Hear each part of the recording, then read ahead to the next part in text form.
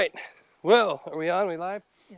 All right. So as you can see here, just moved this beautiful grass out of the arena. It's been stored in there since June of last year. What I'm getting at by showing this video today is that I used my crooked, jaggedy three-tine bale spear that I use for round bales to move this hay around in these bundles. Doesn't matter if you've got a pallet fork, if you've got a bale spear, a grapple bucket, or the design Steffen's grappler or large spear for them. Anything can handle with these small squares. You cut these four, you got 14 small squares. They're very durable. Heck, these ones here, I bounced around. I only had 3 strings technically holding this bundle together. Here's the other loop of the other one. This one over here, same thing. I had a string coming off on this one. There's only 3. Still hold together. Still keep their shape. I'm going to use these up here right away. Customers coming to get them, they're going to cut it right away. We have a late winter, spring here, so people are feeding well past and more than they expected. So the fact that they got a little jagged is fine. These bale bundles have been moved around about 8 times now between field, wagon, transportation, and then we've had them in one building, put them in another building before winter. So the fact that these still are holding together and I just popped the string off is kind of a testimonial of the strength and the durability of these bundles. One thing I like about the small squares is the feed efficiency. If you got a round bale like that, and if you want to go over and look at our other lots after feeding rounds all winter long, you are going to see some waste no matter what. Even with a large square, if you got a large square sitting on a pallet in your barn and you're taking that big flake off and putting it in your wheelbarrow, you're going to have some type of waste. With a small square, they're very easy to handle. You can go down the stallway, you can go down through the barn, whatever, and you can flake off the exact amount that animal is going to eat and actually clean up rather than pick through and play with, and you're going to have waste otherwise, right? With a small square, you don't have that issue. They clean up efficiently. You don't see that waste nearly as much. It's the most feed-efficient bale shape and size there is. So this bundling system is what I'm getting at. After having for almost a year now, you can see definitely the pros of it and the efficiency of it. And like I said, it doesn't matter what you got. If you got a small skid steer, yard tractor, handling these bundles, and they're about 900 change. These bales are a little over 60-pound squares. So basically you can get around by moving it with anything. So in these bundles there's 7 and 7. The design is they're on edge. So the strings for these bales are facing outward here, and the tops are smooth. So there's nothing here other than these big strings. They're roughly, these small squares are just about 60 pounds on average, approximately. Alfalfa, depending on, the cutting and the density and all that stuff, I'm usually getting to about 70. So they're about 10 pounds more per bale. But at 60 pounds, at 14 bales, I always just say they're about 900 pounds squares, for a pack of 14. The nice thing about having them like this is I set them on pallets, and when a square bale is like on its edge like this, they breathe this way, right? That's where they breathe out. They don't breathe this way. So you can stack them nice like this. They transport nice like this, and they breathe. They don't wreck their strings, and they sit on edge. Rough size, you're looking at about 8 feet long, 3.5 feet tall, and these bales right here are about 44 inches long. So you can definitely see the color in these things. The blue strings are here, and then your orange strings go over the top right there. So yeah, they sit on edge like that. Like you said, these ones, they don't matter. I'm pulling them out. They're going right to the customer right away here. But I just jogged around this muddy mess of a spring yard and bounced around some ice packs and threw mud and stuff with these things up in the air, leaning back, and even with 3 strings, they held, tried and true. So very big fan of my bundler. I'm very glad I got it, and I've heard nothing but great customer reviews on it since people have gotten them. People are now taking these bundles home, and in the summertime, they're going down the interstate with them without having to worry about cross-tying small squares and shaking down the road, pulling them down with a wagon. They're not bouncing on a wagon.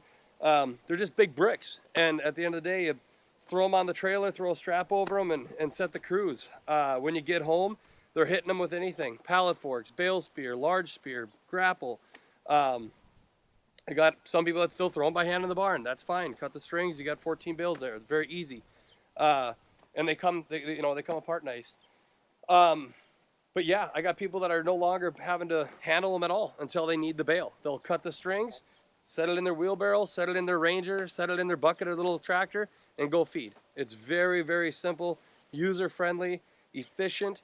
It takes all the work out of a small square bale, and it just makes it the way to feed hay. It really does. It doesn't require any back-breaking pain anymore of throwing these things up into a loft or off the field onto a wagon and then into the loft. I mean, and handle them 3-4 times by the time you feed them. Yeah, but I would really love some questions, comments, concerns. You let me know what you want to know about these things, but I was kind of a skeptic. Last winter I sat there and I shopped around this Arcusin for a long time, and man, after putting up 10,000 small squares this year with this machine, it was light work. I think I kind of lost about 5,000 bales out there this year. I had a round bale, or weather didn't allow me to put them into squares, but this year I hope to do about almost double that would be my goal, all in small squares. It's very easy to put up these things, and it's fast. Best I did last year, I put up 1,018 grass alfalfa mix small squares in 3 hours. That was the time the baler pulled in to the bundler bundling and me loading them up on the semis and the goosenecks, and they were in this shed in 3 hours. The field was right a mile down the road, but man, that was fun, and it took all the work out of making small squares. No one touched a bale. No one got out of any equipment. It was extremely flawless. It was the first time running the machinery, so you can imagine the smile on my face at the end of that day. That used to take me all day to do that much hay, all day. It was it made me go, either I do something like this and invest, or I get out. And now I'm just looking to, keep doing what I'm doing, and I truly do enjoy it. You gotta have the right tools for the job, but it was a leap. So what I do sell here is native prairie hay. Now, my big thing with my horse customers, they always wonder, where is this at? Is it off a road ditch? Is it out, is it right off a gravel road? No, actually, I'm very fortunate. A lot of my native prairie hay is tucked back in meadows that you have to go down an old field road, like a grass field road to get to, and then from there it's tucked off to the side. So very fortunate. A lot of my stuff is tucked away, or it's off a blacktop road, then tucked away, so there's no gravel anywhere in sight. So that's my native prairie hay. I do plant a 5-way grass mix through Mustang Seed, which is a local seed company up here in the north. Mustang Seed, you can make your own bag, or they have like a thoroughbred mix. It's meadow brome, Timothy, orchard, crest of wheat, intermediate wheat, stuff like that is in there. With those grasses, I do tend to cut early, so I like to get 2 cuttings on those planted seedlings, because otherwise it gets a little stemmy. Some of that intermediate wheat and crested wheat will get stemmy on you. So I cut early, and then you get a nice second cutting with that warm season grass there, and usually about the end of August, beginning of September. Then I do grass alfalfa mix. Now the grass alfalfa mix is either native grasses have grown into the alfalfa, which are really my best seller. And those stands are old. I mean, I've got some fields that are 18, 20 years old of that stuff, with the native in it. And then otherwise I planted orchard grass into some of my stands that are diminishing. So that would be my grass alfalfa mix. And then I sell pure alfalfa, everything first cutting through fourth cutting. I personally have never gotten a fifth cutting up here. I know guys that have done it on wild, very fortunate, lucky years, but I've never seen anything like that. But yeah, that's pure alfalfa through there. And then I sell a lot of straw, actually. We usually put in 400 acres of wheat up here, and we run some really well taken care of 9600s that drop that walker straw, that longer stem straw. And I do rotary straw as well. The neighbors, I'll go bale some of their straw, but straw is a big seller as well. So all shapes and sizes. Like I said, I have the 1840 inline Massey. We've got a 560M John Deere round baler, and then I'm lucky enough I have good neighbors and good working relationships that I've got guys with 3x4 balers and 3x3 balers that will put into larger squares. So yeah, it's kind of what I do is the grass alfalfa mix, alfalfa, and then the straw. But with having this as a tool, I'm taking the smallest bale on the market and putting it in the largest bale in the market form, and it's creating shipping and demand, and it's creating also just, there's no more labor involved. It's extremely easy to manage these bales now. It takes all the labor and the headaches out of small squares. And again, I must stress, the small square is the most feed efficient bale on the market, period. You will not beat it. One of the big things that I've done around here in the last year is upgrading to this bundling system. So again, love to hear any questions, comments, concerns about the bundling, about the hay operation.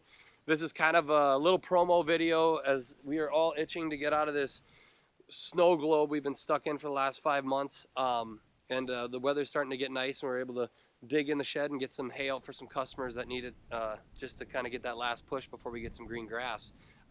Just wanted to talk about these bundles, kind of promote the system, promote the hay upcoming 23 hay season, and yeah, if anybody wants to chime in on that, I'd absolutely love it. Love talking hay, love talking cattle, and please get back to us.